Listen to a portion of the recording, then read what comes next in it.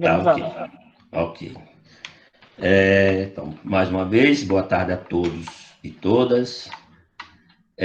Então, hoje nós vamos trabalhar com a última aula, que são o estudo dos hidretos, a última aula das funções inorgânicas, né? Então, nós finaliza hoje. Finalizamos todos as 5 funções que nós trabalhamos hoje, né? Então, nós tivemos lá no início estudo do ácido, depois tivemos os hidróxidos, né, que são as bases, tivemos os óxidos, sais, foi da última aula, e hoje os hidretos, que é a última das funções inorgânicas. Né? E aí, em sequência, né, já nas próximas aulas, nós vamos trabalhar com o comportamento dos materiais. Né? Nesse comportamento dos materiais, aí sim, não, vamos rever as características, né, as propriedades dessas funções que estudamos até hoje. Né? Então, a gente vai parar um pouco na aula das próximas aulas para estudar aí as propriedades dos materiais. Né? Isso a gente estuda lá no primeiro, mas vamos rever aqui para a gente entender o comportamento dos materiais, ok? Então, o nosso objetivo da aula é compreender os conceitos e a importância dos hidretos em nosso cotidiano e no sistema produtivo. Como sempre, o sistema produtivo. Né? A nossa habilidade é propor ou utilizar modelos explicativos para compreender o comportamento dos hidretos e suas constantes de ionização. Ok? Então, a gente sempre, quando trabalha com as funções inorgânicas, a gente sempre, né, tem um estudo aí da ionização, né, como formar íons desses compostos. E através uma solução aquosa, a gente, né, chega à confirmação se é um ácido, se é uma base, se é um sal, se é um hidretos, né? Então, sempre a gente vai ver, quando se trata de funções inorgânicas, constante de ionização, né? Isso é, digamos, é o princípio do entendimento de cada função, né? Então, por exemplo, o que é ácido? Ácido. Lá no início, a gente do ácido é toda substância que, em solução aquosa, libera como partícula positiva o hidrogênio, né? Então, a definição de cada um deles já envolve a constante de ionização, né? Tudo bem? Podemos passar. E aqui a gente começa com a definição, né, o que são os hidretos.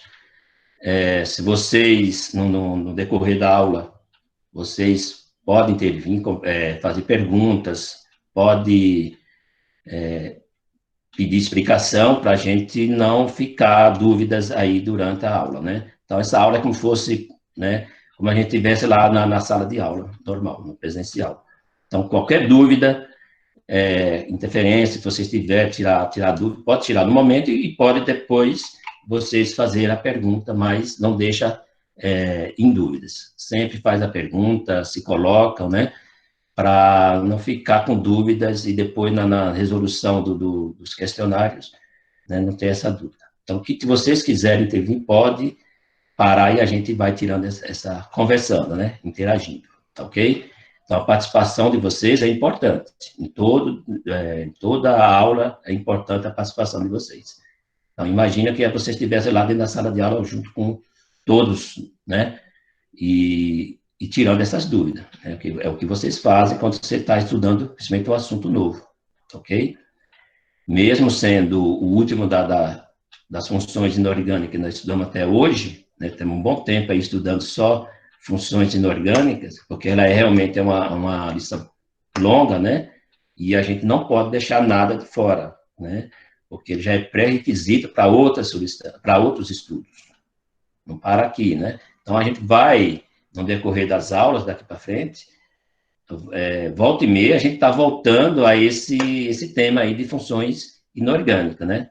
E quando você chegar no terceiro, aí vocês vão deparar com as duas, funções inorgânicas e funções orgânicas, Então, vai ter aí, hora você vai estar trabalhando um, hora você está trabalhando o outro, que é a outra função, né? Mas você vai ter aí uma diferença, e nessa diferença você tem que entender quem é um, quem é o outro. Quem é uma função orgânica e uma função inorgânica, tá ok? O que nós estamos vendo aqui até agora é a inorgânica, né? Então, vamos lá, os hidretos, né? Os hidretos são compostos inorgânicos, binário, né? Ou seja, possui dois elementos químicos na sua composição, né?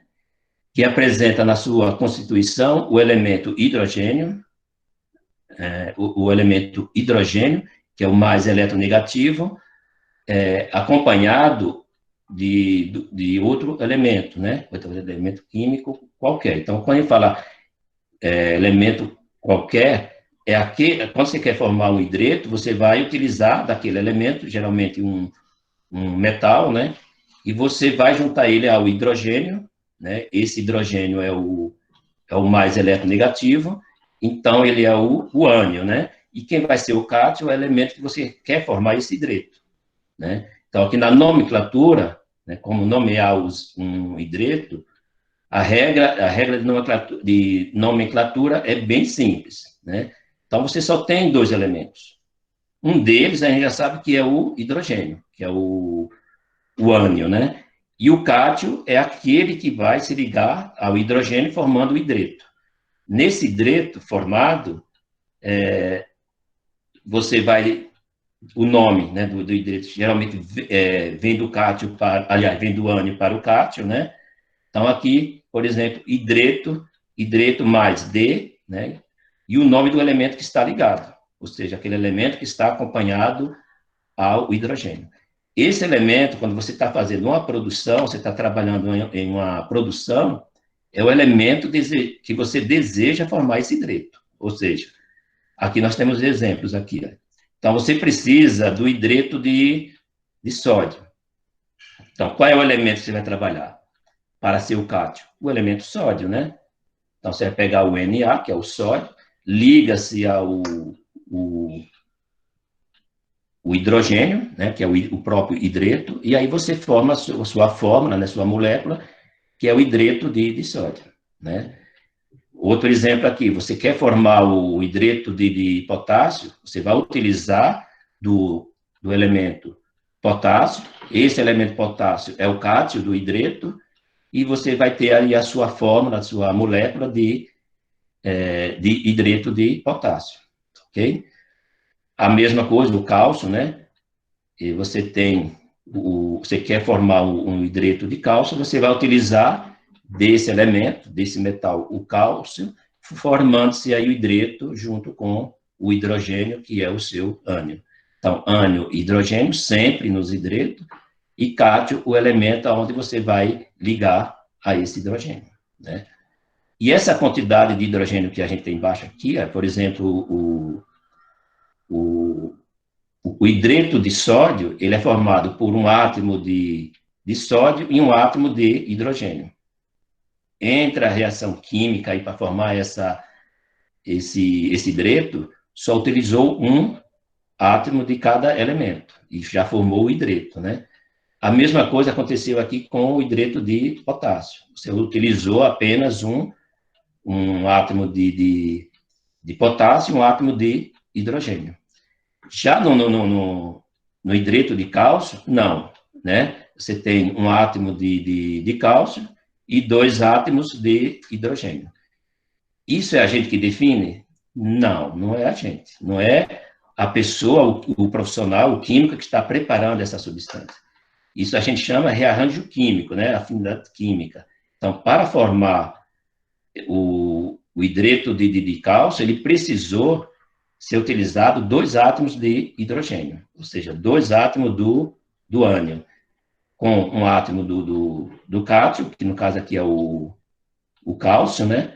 Formar a molécula de hidreto de cálcio, tá? Então, é uma definição química, né? É sobre a reação, a formação desse produto, que é o hidreto, que acontece essa exigência de um para o outro para formar essa molécula, né? Não é a gente que define Agora, a quantidade que você quer desse material, sim, né? A quantidade, se você quer 1 tonelada, você vai fabricar 1 tonelada. Você vai fazer o balanceamento dos reagentes e aí você vai ter 1 tonelada. Né? Se você quiser 2 toneladas, você vai utilizar, através de um balanceamento dessa matéria-prima, e aí você vai ter o seu produto, a quantidade que você desejar. Agora, em questão de arranjo, entre o cátio, a quantidade de cátio e a quantidade de átomo do ânion, isso é sobre a reação que esse material está, para ser produzido, está sofrendo essa reação, né? Ok? Alguma dúvida até aqui? Perguntas? Colocações? Pode falar. Quem quiser aqui, vamos lá. Não? Então, podemos passar para o outro. Então, é assim, é muito comum encontrarmos hidretos em 2 classificações. Então, a gente tem 2 tipos de classificação nos hidretos, né? Que é o iônico e o molecular, que a gente chama também molecular ou covalente. Então, veja as características de cada um desses tipos. Então, nós temos o iônico, né, que é o primeiro aqui, que apresenta um elemento metálico acompanhando o hidrogênio. Então, esse é o iônico. Por que iônico? Porque a ligação, tem 2 tipos de ligações, a ligação covalente e a ligação iônica, né? Os metais com um elemento não metal, automaticamente já é uma ligação iônica, né? Aqui nos hidretos, a gente vai ter algumas exceções, que nós vamos passar e vou comentar, né? E a gente, quando a gente vai fazer uma ligação covalente, aí você não precisa, quer dizer, você não vai usar um metal para se ligar, por exemplo, ao hidrogênio. Você vai usar um outro elemento não metal. Né? Aí essa ligação vai ser por ligação covalente. Então, a diferença desses 2 tipos de ligações é simplesmente isso. Os metais ligando-se ao hidrogênio, que é um poderoso cátion, né? Os metais são um poderoso cátion, são super eletropositivos, né? E aí vai juntar rapidamente, sem nenhum tipo de trabalho, de você fazer essa ligação com o hidrogênio, que é bem, assim, muito eletronegativo. Então, tem essa facilidade grande de fazer essa ligação. E essa ligação é por ligação iônica, né? E aqui a gente tem um exemplo, né? Então, todos que a gente vai comentar aqui, a gente vai passar o nosso exemplo para a gente fixar isso melhor, né? Então, nós temos o mesmo de lá, né, que é o hidróxido de sódio, né? Aliás, o hidreto de sódio, o hidreto de potássio, né? E o hidreto de cálcio. Esses aqui são exemplos de quê? De hidretos iônicos.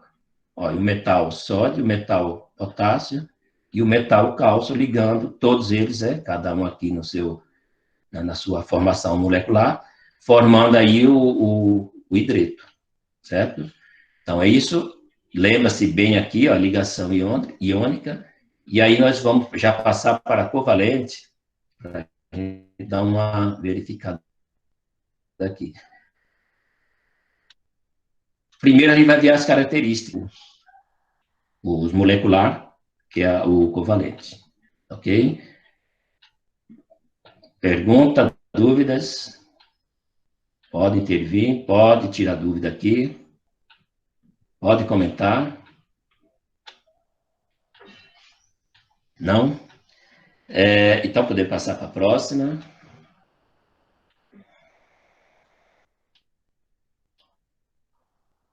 Ok, próxima tela, por favor. Então, aqui a gente vai ver algumas propriedades, né, as características dos hidretos iônicos. Então, vou ler aqui, a gente vai comentando aqui. Então, os hidretos iônicos apresentam as seguintes características. Então, o que pode ser chamado de característica? Né? O seu formato, por exemplo, né, é uma característica. as propriedades de uma substância, ela é quem define do que você vai fazer com ela, né? Se ela serve ou não para ser utilizado em algo que você vai fazer através das suas propriedades. Então, na próxima aula, a gente vai trabalhar com propriedades, e aí a gente vai ver, ponto por ponto, por que escolhemos um material e não escolhemos outro, que às vezes é mais fácil você ter ele para produzir alguma coisa, né? Isso tá interligado à sua propriedade, né? As propriedades que vai definir isso. Então, o estudo das propriedades dos materiais, a gente vai ver isso por muito tempo, porque tudo que a gente produz, a gente tem que dizer, né, tem que descrever ali as propriedades desse material. Para quem for utilizar, saber o que está sendo utilizado na sua produção, por exemplo, ou até diretamente, né? Então, as propriedades dos hidretos iônicos, por exemplo, eles são sólidos, né? Alto ponto de fusão, né? O ponto de fusão é aquela temperatura que passa do estado sólido para o estado líquido, né? Ele tem a característica, essa propriedade de conduzir corrente elétrica, né? Quando está no estado líquido, ou seja, geralmente quando está em solução aquosa, né? Então, por que essa diferença? Porque geralmente, quando a substância está em uma mistura, em solução, uma mistura aquosa, a facilidade dele transferir, né, uma energia elétrica, corrente elétrica, é bem mais fácil do que você ter no material sólido, né? Então, a maioria sofre decomposição antes de atingir o seu ponto de fusão, né? E são muitos reativos em água. Nessa reação, sempre forma uma base inorgânica, acompanhada de gás hidrogênio. Então, o gás de hidrogênio é por causa da formação do ânion, né, na formação do hidreto. Então, se você vai decompor um hidreto, uma das que você vê como evidência que você está decompondo é a liberação do gás hidrogênio, né? E se você tem o hidreto, por exemplo, um hidreto de potássio, se você fizer uma reação, que essa reação vai liberar o hidrogênio, você vai ver isso a olho nu, né? Dentro do laboratório você consegue enxergar isso. Então, o hidrogênio já que é um gás, ele vai entrar no seu estado gasoso, vai ser liberado, né? Se você quiser captar desse hidrogênio, você tem como captar ele, você tem que, né, fazer um sistema fechado que esse hidrogênio não seja liberado e você consiga conter ele, né, através de um cilindro, alguma coisa que ele não consegue ser liberado no ar, né? Isso faz muito em produção para esse material não ser liberado, até por economia de você ter esse material de volta e fazer com ele, ele voltar a ser produzido, né, algo com ele. Você não perder dele. Então, para isso, você tem que ter um ambiente fechado, um sistema fechado, para você manter ele, né? E o outro material, no caso, se é o potássio, ele vai ficar, né, no vasilhame que você está fazendo essa reação, né? Ele não vai ter essa facilidade de sair, né? Então, o cátio, que é no caso que é o potássio, ele vai manter ali no recipiente, né? Se for um recipiente de laboratório, isso pode ser até um beck, né? Um Elemaia, um beck, um aproveito, dependendo do que você está usando, né, como recipiente. Esse recipiente a gente chama ele de sistema, né? Por que sistema? Porque é onde você está fazendo o seu estudo, onde você está fazendo sua operação, né? Então, no laboratório, um sistema pode ser um beck, pode ser uma proveta. Já na indústria, aí sim, o sistema, que chama-se sistema produtivo, aí sim, aí você já tem lá um reator, você tem um misturador, você tem um tanque, né? Você tem um cilindro que é esse sistema, né? Um misturador, ele pode ser tamanho de uma caixa d'água de 1.000 litros até né, um misturador que seja tamanho, por exemplo, de uma casa aí simples de 60 metros. Então, 60 metros. Então, esse esse misturador depende do que você está fazendo com ele, né?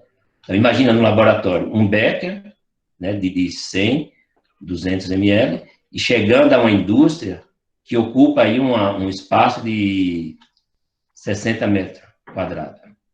Então, é um material, né, que vai fazer o mesmo efeito, mas com quantidade maior, e que isso é uma produção. Então, você precisa produzir, então você vai ter um espaço maior, né?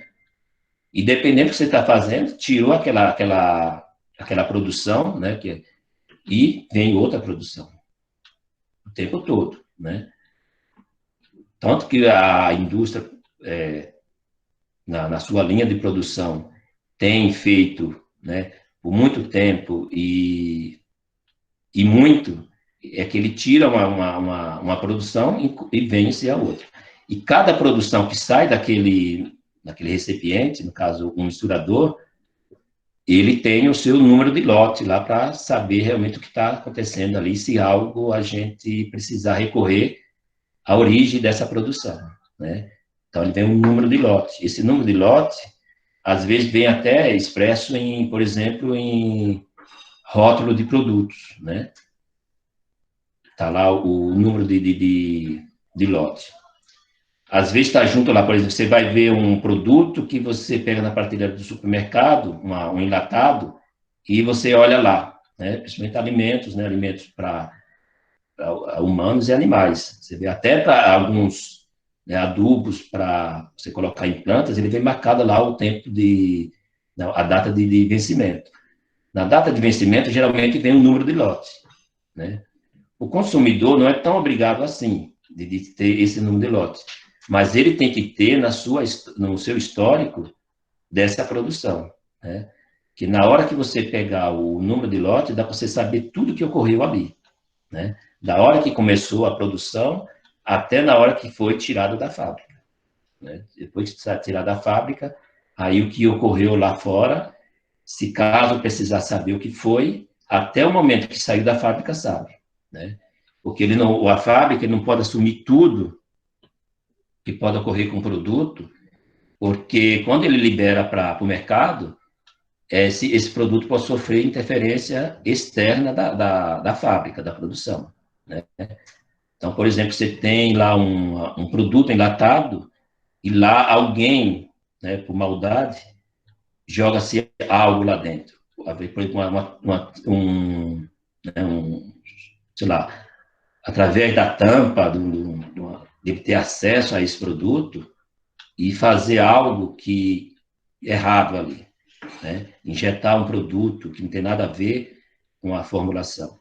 Então, esse tipo, a empresa, ela não pode assumir esse tipo de coisa, né? Porque isso no passado já aconteceu, né? Uma empresa sofrer esse tipo de coisa porque houve interferência externa e aí veio, né? Houve problema naquele produto e aí vai saber de onde saiu isso. E aí foi descoberto que era externa, ou seja, fora da empresa. Alguém alterou esse produto que já estava totalmente fora da empresa. Então, não tem como a empresa ser responsável por isso. Então, é por isso que ela por lei, né, até por lei, e ela como produtora, essa empresa como produtora, ela tem todo o interesse, né, de ter esse histórico dessa produção, né, desse lote, chamado lote. Cada lote ele tem que saber o que está acontecendo ali.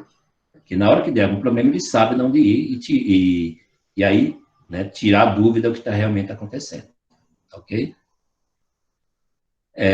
Então, esse atingir aqui o ponto de fusão, não é a mesma, esse atingir o ponto de fusão, então, o que quer dizer isso? Ele se decompõe. Ou seja, não sei se vocês já assistiram, quando eu fiz o dicromato de amônio lá no laboratório, que ele se decompôs e virou tipo uma cinza antes de atingir a temperatura de fusão. Então, tem alguns materiais que acontece isso. Ele sofreu, por exemplo, um aquecimento, e esse aquecimento desfaz desse material, decompõe ele. Quando ele decompõe, ele continua sendo ele, mas com até a aparência totalmente diferente do que estava no inicial, né? Então, isso acontece muito. E tem produtos que você retorna isso, né? Com alguma operação química, né? Algum tratamento químico, você retorna esse produto ao seu original. Outros você não consegue. Ali aconteceu a decomposição, você perdeu a origem desse material e ali já é outro, menos aquele material inicial. Tá ok? Deu para entender isso aqui? Ok? E, não, voltando mais um pouquinho, por favor. E aqui a gente tem, né, o mais característica do orgânico, né, do hidreto, o hidreto iônico, que é, por exemplo, reativo, né, ele é muito reativo em água, né, ou seja, ele tem a facilidade de reagir. É por isso que ele fala lá, né, que ele, lá no início, que ele é um formador de corrente elétrica. Enquanto ele está reagindo com a água, ele vai liberando aí energia elétrica, corrente elétrica, corrente elétrica, né? Tá ok? E aqui a gente tem, né, uma amostra, que a gente tem o hidreto de cálcio, né, que é a fórmula dele, o cristal dele, essa primeira imagem aqui, que é um cristal. Então, ele é um composto químico com a fórmula de CaH2, né? É um pó, né? Um pó cinza, e que você está vendo também aqui na segunda imagem, né? Que isso aqui é uma amostra. Essa amostra representa essa formulação aqui, ó. Se você pegar um cristal, ou seja, por exemplo, você pega, imagina o açúcar, né? Quando você pega o açúcar, você consegue tirar um cristal daquele, se você coloca no microscópio, você vai observar o cristal do açúcar. De um sal, por exemplo, cloreto de sódio. Aqui é a mesma coisa, né? Se você tinha que tirar uma amostra desse material e colocar adequadamente na lâmina para você visualizar no microscópio, você vai ver você vai ver o cristal desse material. A olho nu você não consegue, você só está vendo que você está vendo um pó, né, um pó um pouco claro, né, de cor clara aqui, mas você não vê o cristal dele, você não consegue enxergar o cristal dele. Quando você pega esse cristal e consegue enxergar, aí você imagina essa fórmula que está aqui, ó. Ele forma um cristal mais ou menos nessa formulação aqui, ó. Deu para entender isso aqui, ó? O cristal dos compostos, das substâncias, né? Se você pegar o cristal de sal, é diferente do cristal do açúcar, do sacarose. Isso aí a gente viu lá no ano passado, quando a gente pegou açúcar e sal, né, o cloreto de sódio, e o açúcar, colocando no microscópio, e a gente deu para ver né, a estrutura do cristal. O que é o cristal que a gente chama aqui? É a menor partícula, a partícula individual de cada substância, né? Aí, quando você junta todas essas aí, todos esses cristais, aí você tem essa visão que você está vendo aqui, né? Que é dessa amostra. Então, uma amostra, ela indica todas as condições de um lote, né? E o cristal indica todas essas, mesmo pequenas porções, até grandes porções. De que cristal é feito esse material? E o modelo desse cristal, o modo desse cristal. Então, a gente não consegue ver isso a olho nu, né? Então, você tem que ter equipamentos adequados para isso. Ok? Passando para a próxima, por favor. O pessoal está muito quieto, pode falar. Dúvidas? Tem aluno que ainda não fizeram o questionário sobre essa matéria. Cuida-se a fazer, né? Para a gente ter aí o material em mãos, tá ok?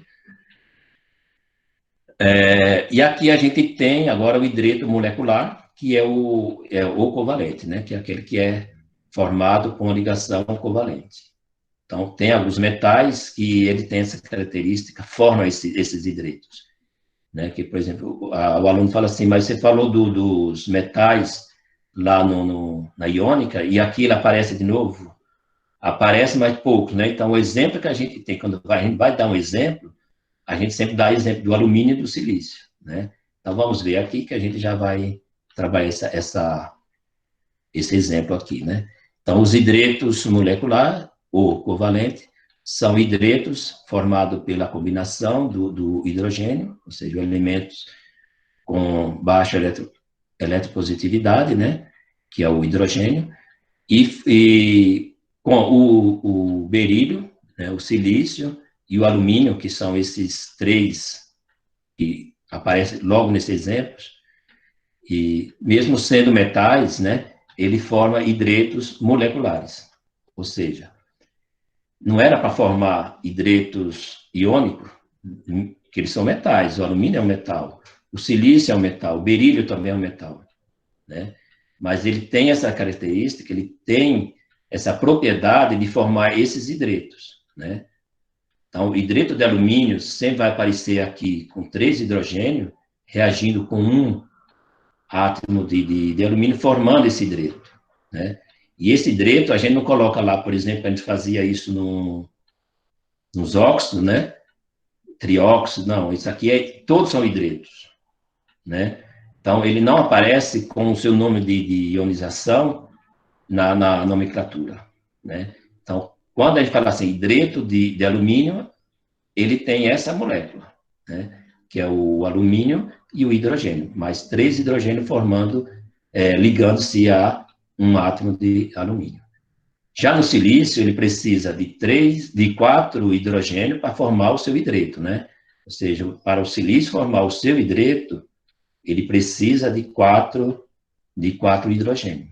Então, a gente tem um exemplo aqui de uma ligação de silício com o hidrogênio formando o seu hidreto, né? Pode dar uma olhadinha aqui embaixo e vai ver aqui essa estrutura, né? Formando a sua molécula. E as suas características, ou seja, as características principais, né, dos hidretos moleculares, ou covalente, né, são que ele pode ser sólido, líquido ou gasoso. Então, já tem os 3 estados aqui, o outro não, o outro já fala mais de ser sólido, iônico sólido, e líquido quando ele está em solução aquosa, né? Aqui a gente já pode ser sólido, líquido ou gasoso. E, de maneira alguma, ele vai conduzir corrente elétrica, né? E apresenta ponto de fusão e ebulição baixos, ou seja, temperatura baixa para atingir o ponto de fusão e o ponto de ebulição. São voláteis, né, quer dizer, ele evapora com facilidade, em temperatura ambiente, ou seja, a sua temperatura ambiente é a temperatura que esse material está, né, sem auxílio aí de um aquecedor, né, ou de algo que está esfriando esse material. Não, ele está no seu estado ambiental, que é aquela temperatura que está naquele momento, e ele tem essa facilidade de ser evaporado, ou seja, ele é volátil, ele tem essa facilidade, ok? Já os iônicos já não têm essa facilidade, né? Alguma dúvida aqui? Vamos, meninos, meninas, todos quietos? Hã? Contrário, né, Verão? Opa, Esse aí pode tem um ponto falar. de fusão muito baixo comparado ao Oi? íon. Esse tem um Isso. ponto de fusão baixo. A própria característica dele que te dá essas condições, né? Então, por exemplo, por que lá quando a gente fala lá no iônico, ele vem com geralmente um metal que tem um poder de eletropositividade muito grande, né? E ele vai juntar um hidrogênio que é baixo a sua eletropositividade. Então, ele tem um poder de ter aquela propriedade de ter uma temperatura de fusão alta, né? E se lá a gente fala ponto de fusão alto, imagina a temperatura de ebulição, né? Acompanha, né? A temperatura de fusão é aquela que atinge, né? Quando você vai passar do estado sólido para o líquido, e você precisa aquecer mais para você passar para o estado, evoluir nesse material e passar para o estado gasoso, né? Então, um depende do outro, e aí você imagina lá a temperatura de ebulição, por exemplo, de um hidreto de ferro, por exemplo. É elevado. Aqui não, aqui ele não é, quer dizer, fala que é baixo, né? Então você já não tem, né, essa propriedade igual a outra, já tem uma diferença grande. E o exemplo que a gente tem aqui, como eu já falei para vocês, né, que são esses hidretos, que são hidretos de metais, mas na hora que ele forma-se essa molécula hidreto, ele, ele perde aquela propriedade de ser um eletropositivo de alto, né, e passa a ser de baixo. Ele não deixa de não ser. É tanto que ele não deixa de ser que ele junta com hidrogênio e forma a sua molécula de hidreto. Mas, olha, quanto hidrogênio ele precisa? Olha? Ele precisa de 3 aqui para o alumínio e de 4 para o silício. Né? Ele exige mais para formar a sua molécula. Né? Tá ok?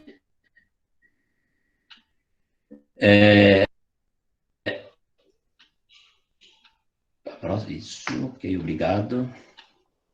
O hidreto de silício, né, que é chamado de silano, é uma nomenclatura mais comercial, né, é um composto químico, cuja fórmula, já vimos lá, né, que é o SiH4, é derivado do silício, que é do elemento silício mesmo, em temperatura ambiente. O silano é um gás polifórico, quer dizer isso. Piro quer dizer fogo, né, tá relacionado a fogo. Então, quer dizer que ele entra em combustão, né, espontaneamente. Ou seja, se você fornecer uma fonte de energia, ele consegue se decompor com facilidade.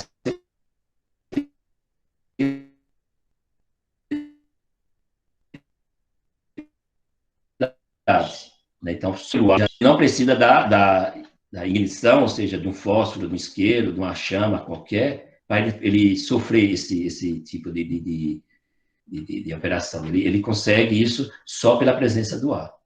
Então, você vê que é um material assim, se você for ver, ele tem uma fragilidade de manter a sua molécula, que você armazenando ele, você tem que ter alguns cuidados, né? Então, por exemplo, você não pode deixar ele no ar livre, num vasilhame, por exemplo, no ambiente aberto, né? Que ele, com a presença do ar, com a temperatura ambiente que está ali, ele pode sofrer uma decomposição com facilidade. Então, quando a gente tem um material desse, a gente, sabendo dessa propriedade dele, a gente não pode deixar ele em qualquer lugar, armazenado em qualquer lugar, né? Isso acontece muito, por exemplo, é um erro muito grande a gente pegar, por exemplo, um remédio que a gente vai consumir agora e deixar ele descoberto enquanto você fazer algo ali, alguma coisa, e depois de meia hora que você vai tomar ele. Então, imagina um remédio, um comprimido, por exemplo, que está em cima dentro de um vasilhame lá, dentro de um prato lá, em ambiente aberto. O que pode acontecer ali? Você pode alterar aquela composição com facilidade, sem você perceber que você está alterando, né? Porque ele vem em embalagem, ele está embalado. Você tira ele, coloca ele ali por um tempo, ele pode sofrer reações que jamais você vai perceber. Você só pode perceber se sofreu reação se ele mudar de cor, por exemplo, né? Se você conseguir enxergar isso, você nem vai tomar esse remédio. Se ele mudou de cor, já é certeza que houve uma reação ali. Né? Então, se houve uma reação, alterou o seu remédio, no caso. Então, esse remédio já não pode tomar. Agora, se sofrer uma reação e não aparentemente, né, a olho nu, não apresentar alguma coisa que você consiga enxergar isso. Então, você vai ter um material ali, uma reação, mudou toda a sua estrutura através dessa reação, né, através da reação que é do ar, né? O ar está ali, o ar tem substância. O ar não é um vazio, né? O ar é composto. Composto de quê? De substâncias gasosas, né? Que está ali em volta, e se ele achar algo que pode reagir com ele, ele vai reagir, né? Então, o que você colocar ali, uma composição química, dependendo do tempo que ele está ali,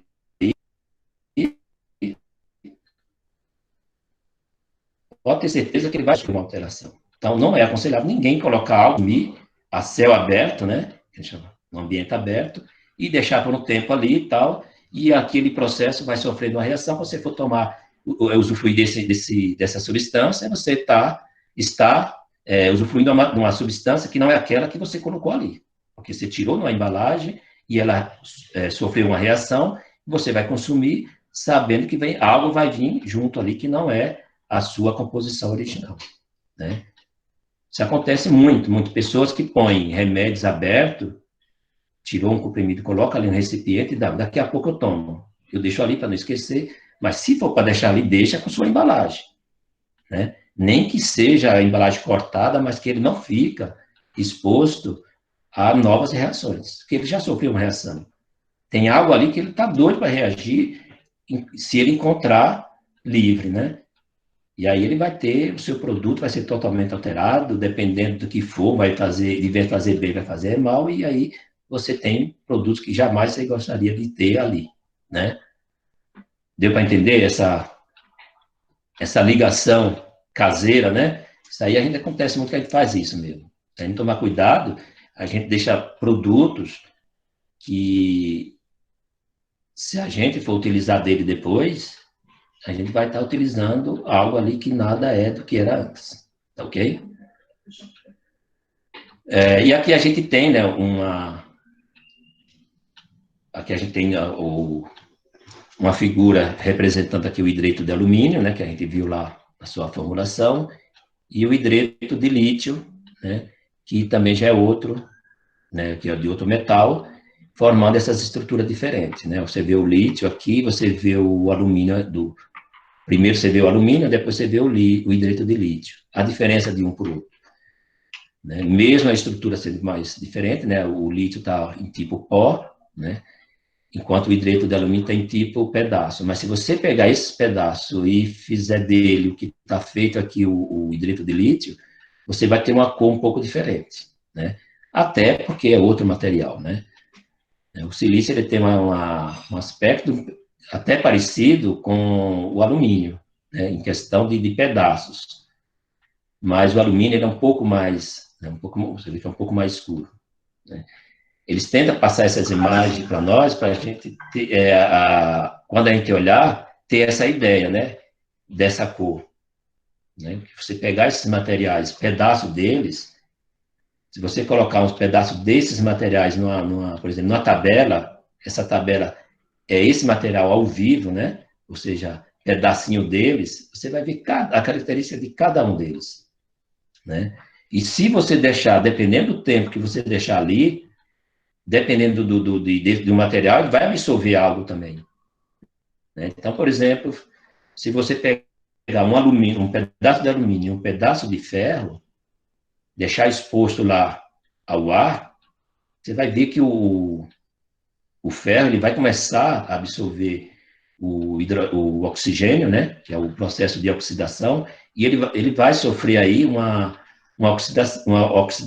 oxidação que ele vai ser, né, de cara você vai enxergar que é a ferrugem, né? Enquanto o alumínio já não tem essa característica de absorver tão rápido assim e sofrer uma oxidação, né, através do oxigênio, né? Ok? Dúvidas aqui? Perguntas? Hoje vocês estão parados, hein? Meninos e meninas, hoje vocês estão parados, hein? É porque tá tranquilo hoje, professor. Você tá explicando, tá de boa. Tá dando para acompanhar legal? Tá Tá, ok. tá tranquilo. Então, vamos para a próxima, ok? Por favor, a próxima tela. Aqui a gente tem o hidreto de platina. Isso é muito caro, né? Esse material, que a platina já é um pouco caro. Não é tanto igual a prata, né? Mas é um pouco caro também.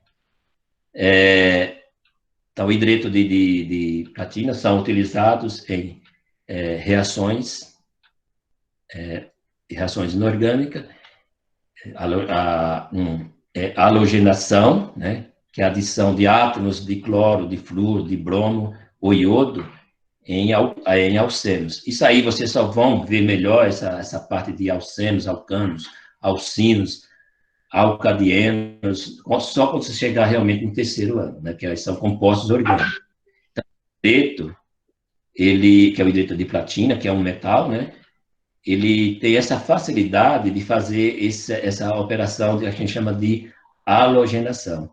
Essa halogenação, que é a adição de quê? De átomo de cloro, então ele auxilia, né, a vinda desse cloro para uma estrutura de alcenos, né, que é uma estrutura orgânica. O alceno é uma estrutura orgânica. Então a gente só vai ver essa estrutura quando você estiver no terceiro, que quando você vê uma cadeia carbônica lá, que só tem, por exemplo, carbono e hidrogênio, e você vai ver que, dependendo do que você quer que queira acontecer com esse alceno, você vai adicionar aí, por exemplo, um átomo de cloro, né? Um átomo de flúor, por exemplo, um átomo de bromo, ou de iodo, né? Então, quando isso acontece, você está alterando, né? Você está adicionando algo no seu alceno que forma um outro produto, né? Então, isso, né, que tá, por exemplo, tá lá o alceno, você quer um bromo alceno. Então, você vai colocar uma molécula de bromo. Tira-se de um hidrogênio e substitui por um bromo.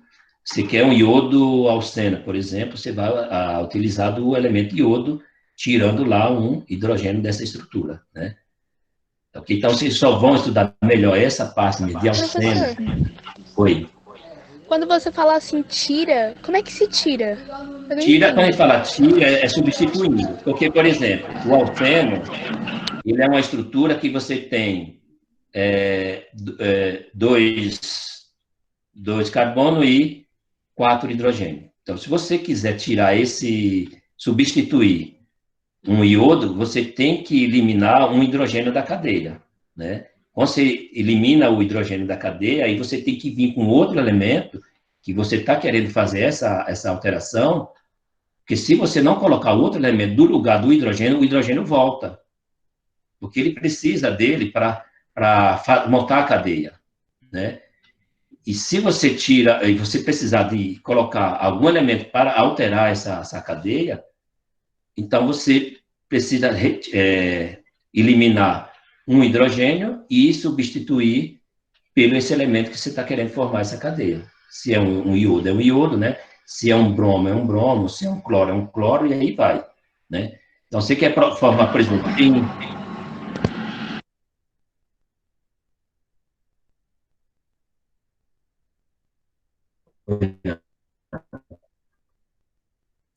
forma de um veneno para matar rato, vamos lá. Então, é uma estrutura que é uma cadeia carbônica muito grande, né?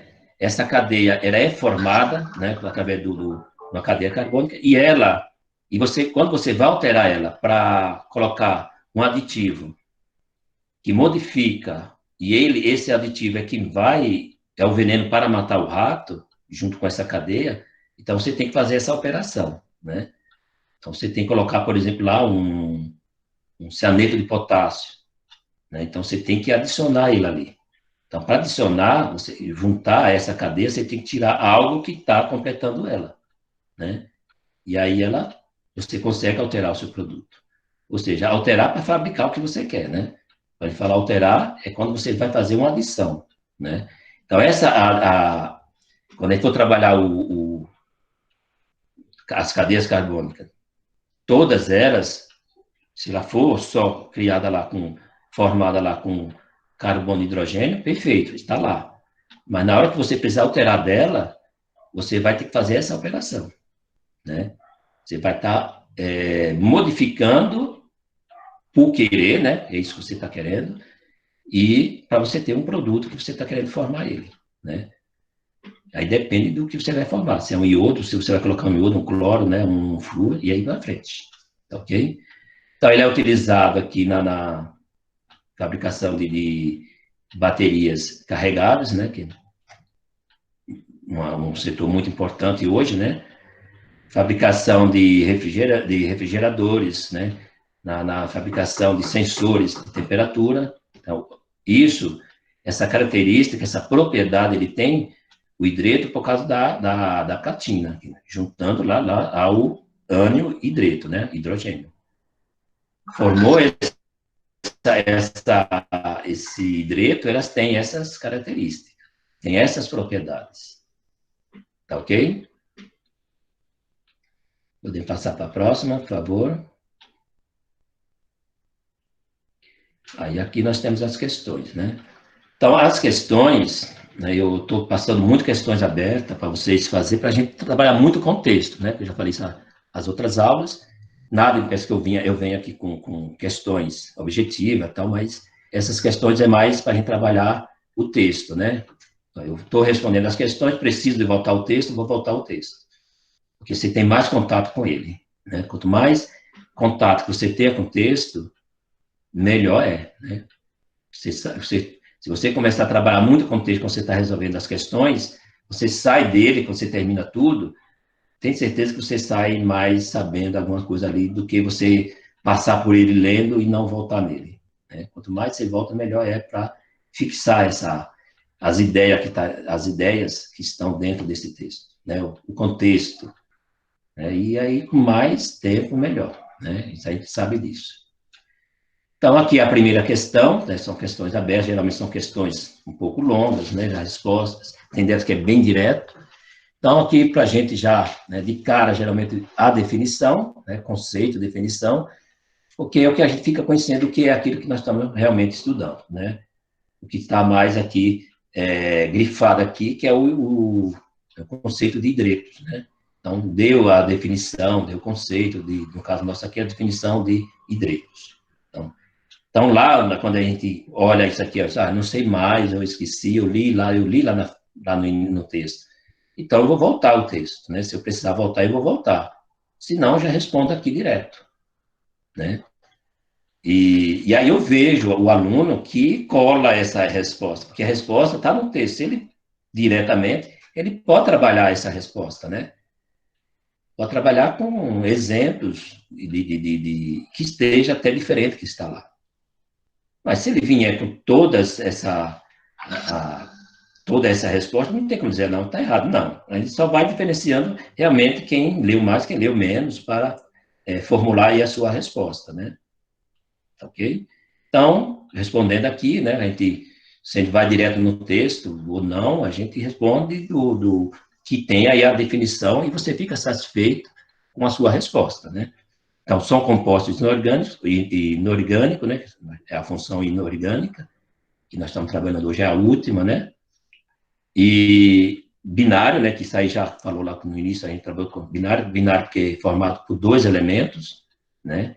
Sabendo que sempre o ânion é o hidrogênio, que é o hidreto, né? Interessante aqui que ele fala o ânion, hidreto, enquanto lá nos ácidos, o oxigênio, ele era o cátio, né? Todo ácido é formado, o ácido inorgânico é formado, no mínimo, um hidrogênio, que esse hidrogênio é o cátio. Já nos hidretos, é o contrário, né? Ele jamais vai ser o cátio, ele vai ser o ânion. Deu para entender a diferença aí? Como as substâncias, a posição dos elementos altera totalmente a substância, o grupo de substâncias, né? Nos ácidos, você tem como cátio o hidrogênio. Nos hidretos, você tem como ânion o hidrogênio, né? E são substâncias diferentes, né? Características diferentes, propriedades diferentes, usos diferentes, né? Então, ainda falando aqui do nosso conceito, da nossa definição, eles possuem, né? É binário porque possui esses dois elementos. O elemento hidrogênio, ele apresenta, né, como o ânion, por causa da sua ele é mais eletronegativo, né? Então, ele é acompanhado pelo outro elemento. Então, se ele já é o ânion, ele já é o mais eletronegativo, né? E ele é acompanhado através de quê? Daquele elemento que você está querendo formar esse hidreto, né, que foi comentado lá no início da nossa lição. Se é hidreto de potássio, vai utilizar do potássio. Se é alumínio, vai usar do alumínio. Ok? Deu para entender a primeira aqui? A segunda também está lá, está. Não, a segunda questão. A próxima tela, por favor. Não, a anterior. A segunda questão, né, que é assim, o que é hidreto iônico, né? E dê exemplo. Então, a gente tem, né, o hidreto iônico, que aquele, né, apresenta um elemento metálico, acompanhado do hidrogênio, né? Então, quando a gente tem os hidretos iônicos, a gente pensa sempre que é um hidreto metálico, né? Então, é um metal ligado ao hidrogênio, formando essa estrutura de um hidreto metálico. E o exemplo que a gente pode dar aqui é aqueles que a gente tem lá, né? Se quiser dar outros exemplos, melhores, né? Não tem problema. Mas os exemplos que a gente tem lá no texto, por exemplo, o hidreto de sódio, o hidreto de potássio, o hidreto de cálcio, tem outros hidretos aí, né? O hidreto por exemplo, de cádmio, né? Cádmio, que é um metal, de chumbo, e aí vai. Né? A gente tem vários exemplos aí. Os metais são formadores de hidretos, né? Então, imagina quantos metais temos para formar hidretos. Então, tem vários exemplos aí, ok? A terceira, né, o que é hidreto molecular, também nós já trabalhamos aí, sem problema nenhum, né? E de exemplo deles também, nós temos vários exemplos, né? Então, o que é um hidreto molecular? Então, a gente está aqui, ó. São hidretos formados pela combinação do hidrogênio, né? O hidrogênio é o mais eletropositivo, né? E aqui a gente tem uma característica forte, que são aqueles dois metais que a gente colocou como exemplo, e mais o berílio, né? Que é outro metal. Então, que, por exemplo, dando o exemplo aqui, a gente dá como, por exemplo, o hidreto de alumínio, o hidreto de silício, o hidreto de berílio, que são esses três, que quando você quer dar um exemplo de um hidreto molecular, tem esses três que ele aparecem praticamente em primeiro lugar, mas nós temos outro, né? Os hidretos que você tem hidreto, por exemplo, de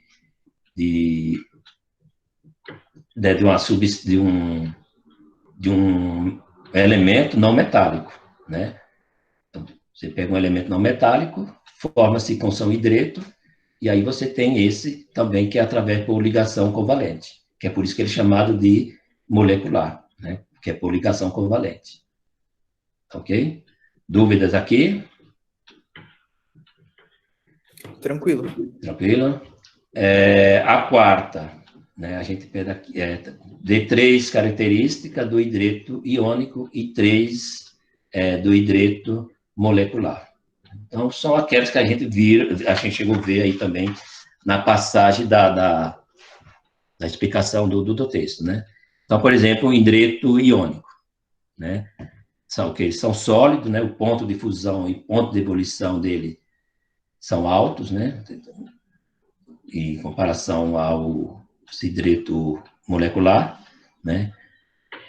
Quanto ao estado líquido, a maioria deles, né, forma-se corrente elétrica, é uma característica dele, formar corrente elétrica, né? E sofre decomposição com facilidade, né? Só com a presença do ar e a temperatura ambiente, ele pode sofrer uma decomposição, ou seja, ele perde a sua característica de produto daquele hidreto formado, formando uma outra substância sem você, por exemplo, alterar a sua natureza. Só pela temperatura ambiente que acontece isso, né? Ele tem ele pode ser reativo, ele reage com facilidade com a água, né? Esse tipo de hidreto. Nós estamos falando do hidreto iônico. Já o hidreto molecular, ele já não tem isso, né? Então, por exemplo, ele pode ser líquido, né? Sólido, líquido e gasoso, no seu estado natural, né? Eles não conduzem corrente elétrica, então é o contrário lá do iônico, né? Já o ponto de fusão, ponto de ebulição deles, em vez de ser alto, ele é baixo, então você vê que ele está caminhando ao contrário do iônico. Quando o iônico é um ponto de fusão e de ebulição alto, o molecular já é baixo, né? Então ele modifica aí, né? São características diferentes. Então, ou seja, propriedade diferente também, né? E aqui na quinta questão, de 4 principais utilizações dos hidretos. Então, aí tem, né, várias, né, aplicações. Isso aí a gente vai, conforme o estudo do material, a gente vai adquirindo mais informações a respeito de suas utilizações, porque você vai, por exemplo, você vai começar a estudar o material e, dependendo daquele material, ele expressa lá todas os seus compostos que formam um outro composto, e aí você está estudando ele, e ali aparece como formador, né, como composição, um hidreto, né? Então, ou ele vai falar o hidreto, daquele hidreto que forma, e se for muitos hidretos, ele fala os hidretos. E aí, se você quiser realmente saber que hidreto é, você vai ter que estudar mais um pouco aquele tema, né, aquele material. Então, um material, quando você quer conhecer ele, você tem que estudar o máximo possível dele, né? O ciclo dele. Quer saber entender bem do material, estuda o ciclo desse material. Da onde ele vem, o que ele está fazendo aqui, como ele é produzido, para onde ele vai, e se ele tem que voltar, e se ele tem característica, propriedade de voltar a ser o que ele era antes, através de outro processo, né? Por exemplo, da reciclagem. Tem material que a gente sabe que não pode ser reciclado. Tem outros que a gente sabe que praticamente ele é o mesmo depois da reciclagem. Tem deles que não é o mesmo, perde algumas características, perde algumas propriedades, e você tem que fazer dele outro, né? De outro material que possa ter qualidade com esse material reciclado, né? Então, isso acontece muito. Então, se eu preciso saber realmente de um material, eu vou estudar profundamente ele, né? E a gente tem aí, por exemplo, a engenharia dos materiais, que hoje é uma engenharia só para isso, só para estudar os materiais, e quando você estuda os materiais, você sabe ali de todas as propriedades dele, de todas as características dele, para que ele serve, para que ele não serve.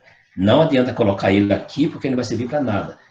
E se eu colocar ele aqui, ele vai prejudicar, ele não vai resolver nada, em vez de resolver, ele vai atrapalhar, né? Então, isso você só consegue ter esse conhecimento quando você estuda esse material profundamente ele. Então, tem pessoas estudando, trabalhando na empresa que ele é só para isso, né? Estudar os materiais para ser utilizado em outros materiais que você vai fabricar, né? Então, todos os materiais são produzidos através de quê? De matéria-prima. Então, você tem que conhecer a matéria-prima que você está colocando ali, para produzir o material que você quer. Ok? Na sexta aqui, nós temos aqui, escreva os nomes dos seguintes hidretos. Então, são esses hidretos aqui, né? Não tem problema nenhum. Tem aqui a sua formulação. São fórmulas simples, muito simples, né? Formadas só por 2 elementos, que são os compostos binários, né? Então, o primeiro aqui, a gente tem o hidreto de alumínio, que é formado por um átomo de alumínio, 3 de hidrogênio. Temos o hidreto de magnésio, né, que é formado por um átomo de magnésio e 2 átomos de hidrogênio, né? Temos o hidreto de potássio, que é um de potássio e um de hidrogênio, né?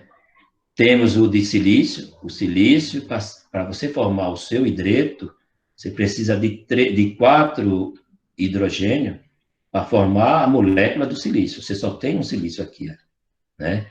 E aqui nós temos o arsênio, né? Que é o 3 um arsênio e 3 hidrogênios, formando aí a sua molécula, né? Então, quando você pega esse material aqui binário, e você vai dar nome, é fácil, né? E principalmente os hidretos, que não tem aquela... Você não está dando a nomenclatura dele com a quantidade no caso aqui, do cátio e do ânion, não. Ele é o hidreto formado através dessa fórmula, que é dessa molécula, sem alterar em quantidade né, do número de elétrons que a gente tem na estrutura lá, por exemplo, nas camadas, né? Você tem ela aqui, você já vai dar o nome direto. Mesmo apresentando aqui 3 hidrogênio com alumínio, mas ele é o hidreto de alumínio. Tá ok?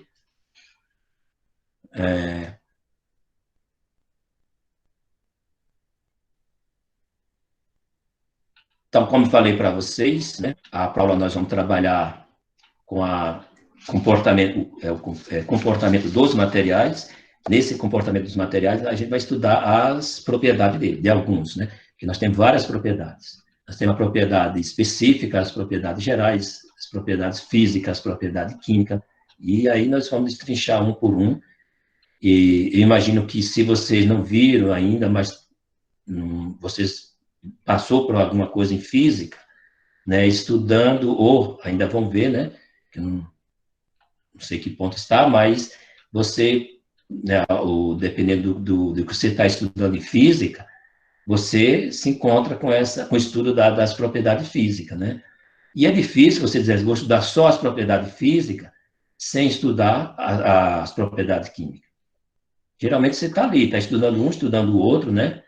Porque eu vou utilizar do aço para montar, por exemplo, uma estrutura de metálica de um viaduto, né? Na hora que o engenheiro vai fazer isso, ele tem que estudar esse material e ver se ele vai utilizar dele. Então, ele tem que ter ali a propriedade química e a propriedade física para ele estudar, né? As propriedades físicas está mais o que? A resistência, né? Está mais a densidade desse material. A química já está mais assim, bom, eu vou colocar esse material aqui, esse material vai sofrer uma reação e vou acabar com o meu viaduto, ele vai enferrujar, né? E com o tempo esse viaduto vai cair. Então, essa questão de propriedade, ele está relacionado tanto à física quanto à química, né?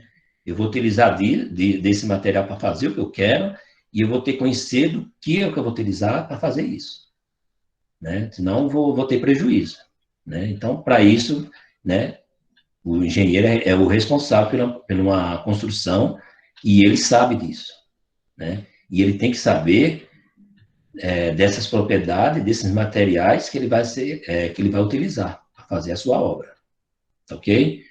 Então, na próxima aula nós vamos estudar isso. Alguém tem algo a comentar? Algo a falar aqui? Não? Silêncio?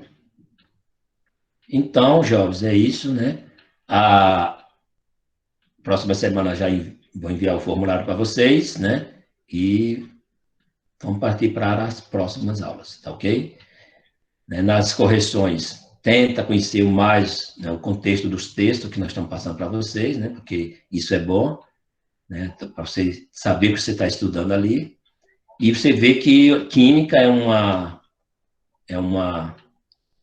matéria que uma depende da outra, né? O tempo todo você está estudando uma matéria super avançada de química, mas você tem que voltar lá no início do que você estudou lá no nono ano, por exemplo, que são os elementos químicos, né? Então, você tem que voltar aos elementos químicos.